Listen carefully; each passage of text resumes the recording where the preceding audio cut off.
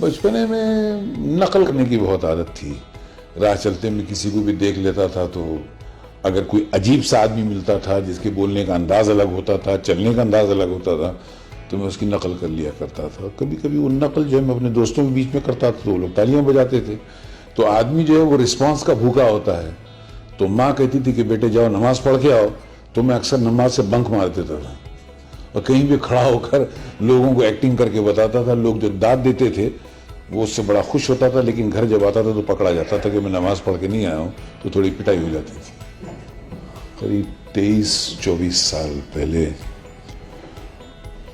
میں ایک ڈرامہ میرا بہت فیمس ہوا تھا زمانے میں, لوکل ٹرین, جس میں مجھے best writer, best actor, best director کا ایوارڈ ملا تھا.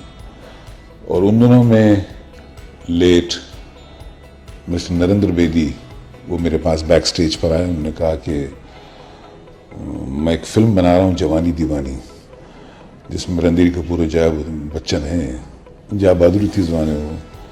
بولے میں چاہتا ہوں کہ آپ اس فلم کے ڈائلاگ لکھیں. تو میں نے کہا مجھے نہیں معلوم ڈائلاگ کیسے لکھے جاتے ہیں.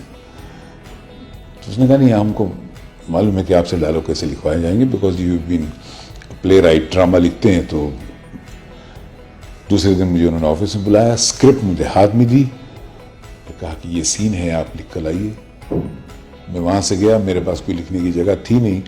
ٹرین پکڑ کے میں میرین ڈرائیو پہ گیا اور کراس میدان میں لوگ فٹ بال کھیل رہے تھے, میں کنارے میں بیٹھ کے ڈائلاگ لکھنے بیٹھ گیا.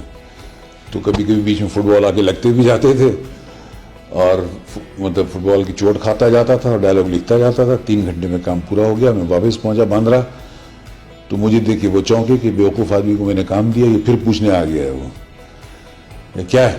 میں نے کہا سر وہ آپ نے کہا تھا ڈائلاگ لکھنے کے لیے, تو میں لکھ لیا میں نے. تو 3 گھنٹے میں ڈائلاگ لکھ کے لانا یہ کبھی ہوا نہیں ہے.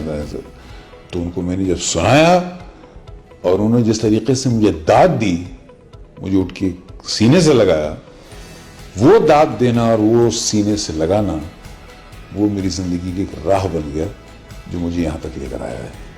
اگر اس دن وہ مجھے چاہے ٹھکرا دیتے یا مجھے رسپانس نہ دیتے تو وہیں سے میری ایگزٹ ہو جاتی تھی.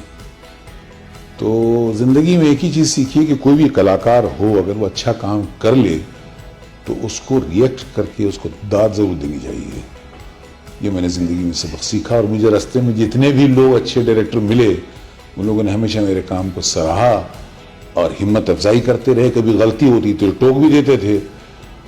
ان سے سیکھتے میں یہاں تک پہنچا.